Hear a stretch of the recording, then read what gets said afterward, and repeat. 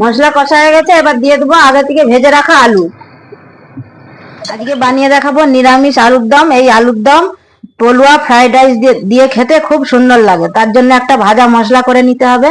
তার জন্য লাগবে গোটা ধনে, গোটা জিরে, মৌরি, গোটা গরম মশলা, তেজপাতা, শুকনা লঙ্কা, গোলমরিচ।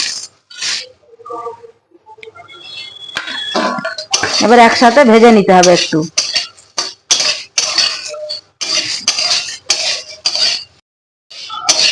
মশলাগুলো ভাজা হয়ে গেছে, তুলে নিচ্ছি। আলুগুলো ভাজার জন্য কড়াই তেল দিয়ে দিচ্ছি।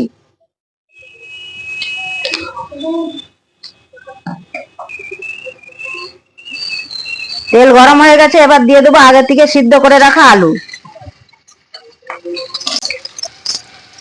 দিয়ে দেবো পরিমাণ মতো নুন,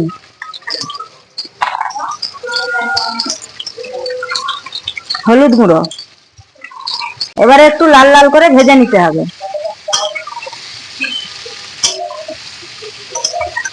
আলুর দম বানানোর জন্য লাগবে টক দই, আর এই টক দইয়ের সাথে ভাজা মশলাটাকে মিশিয়ে নিতে হবে।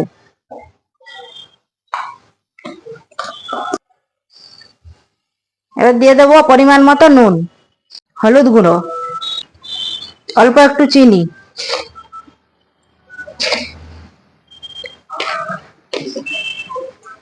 এবার মিশিয়ে নিতে হবে।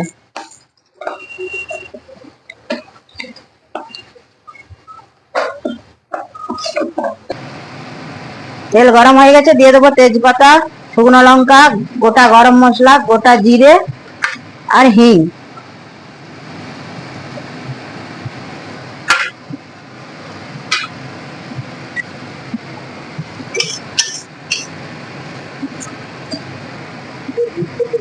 এবার দিয়ে দেবো আগে থেকে বেটে রাখা আদা আর কাঁচা লঙ্কা।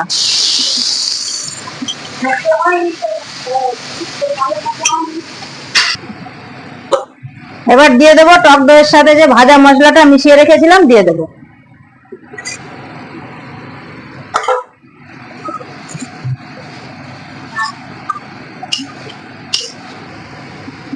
দিয়ে দেবো সামান্য একটু জল।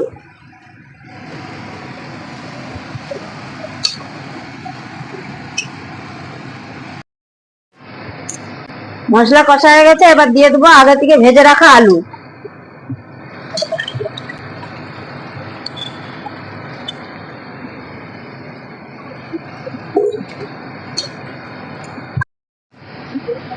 এবার দিয়ে দেবো একটু ঘি। এবার দিয়ে দেবো গরম মশলার গুঁড়ো।